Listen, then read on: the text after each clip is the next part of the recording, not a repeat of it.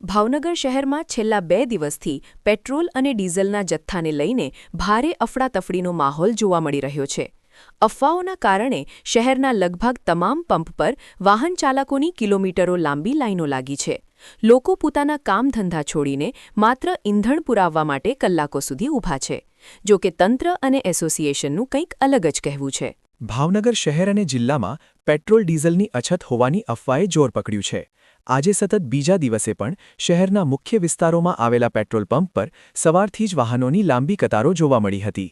સ્થિતિ એવી સર્જાઈ છે કે કેટલાક પંપ પર સ્ટોક પૂરો થઈ જતા પંપના દરવાજા બંધ કરવાની નોબત આવી છે. સામાન્ય જનતા પોતાના રોજિંદા કામ મૂકીને પેટ્રોલ પુરાવવા માટે હેરાન પરેશાન થઈ રહી છે. પરંતુ શું ખરેખર અછત છે? આ મામલે જિલ્લા વહીવટીતંત્ર અને ડીલર્સ એસોસિએશન દ્વારા સ્પષ્ટતા કરવામાં આવી છે. તાજેતરમાં જે અમેરિકા, ઈરાન અને ઇઝરાયલ વચ્ચેના યુદ્ધની સ્થિતિમાં પેટ્રોલ ડીઝલની શોર્ટેજ બાબતે લોકોમાં એક ગેરસમજવાળો મેસેજ પ્રસ્તુત થયો છે.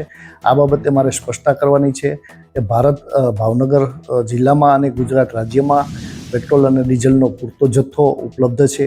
લોકોને વહીવટીતંત્ર તરફથી અમે લોકોને ખોટું પેનિક ન કરવા અને શાંતિથી જોઈતો જથ્થો છે એ મળી જશે.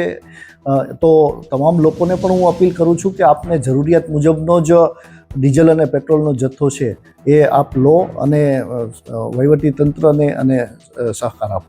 કોઈ અફવા ફેલાવશે આવી પરિસ્થિતિમાં કદાચ જો કોઈ અફવા ફેલાવશે તો એવા લોકો ઉપર કાયદેસરની કાર્યવાહી પણ કરવામાં આવશે.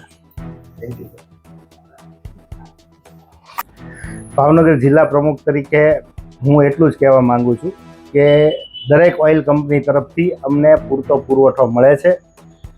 2 દિવસ બેંકની રજા ગઈ અને સર્વર ઇસ્યુ કંપનીના અને પેમેન્ટના ઇસ્યુને હિસાબે માલ આવવામાં થોડો પ્રોબ્લેમ થયો છે અને પબ્લિક પેનિક થઈ અને બધા ફૂલ ટાંકી કરી અને વધારે પડતું પેટ્રોલ ઉપાડવા માંડ્યા એટલે પેટ્રોલ પંપ ઉપર પેટ્રોલ ખતમ થઈ ગયું. બાકી બધા પાસે પોતાનો પૂરતો રોજિંદાનો જે વેચાણ છે એ 2 દિવસનો સ્ટોક હતો જ તે. અને અત્યારે પણ અમારે બધાને પબ્લિકને એટલું જ કહેવાનું છે કે ભાઈ રોજ અમારે જે જોવે છે એ માલ કંપની તરફથી મળે છે. કોઈએ વધારાનો સ્ટોક કરવો નહીં, ખોટી કારણ વગરની ભીડ કરવી નહીં, કારણ વગરનું અફવાઓ ફેલાવી નહીં. સરકાર તરફથી અને ઓઇલ કંપની તરફથી અમને ઇમરજન્સી કેસમાં અમારી બધી ગાડીઓ ફટાફટ ભરાઈ જાય છે. એટલે પેટ્રોલની શોર્ટેજ છે એવું કોઈ જગ્યાએ અફવા આવે તો એ વાત સાવ તદ્દન ખોટી છે. આગામી દિવસોમાં શું સ્થિતિ છે? આગામી દિવસોમાં પણ અત્યારે તો પરિસ્થિતિ એવી છે કે અમને હજી સુધી કોઈ એવી સૂચના આપવામાં નથી આવી કે તમને કોઈ કટ ઓફ કરવામાં આવશે માલમાં કે આ કે તે.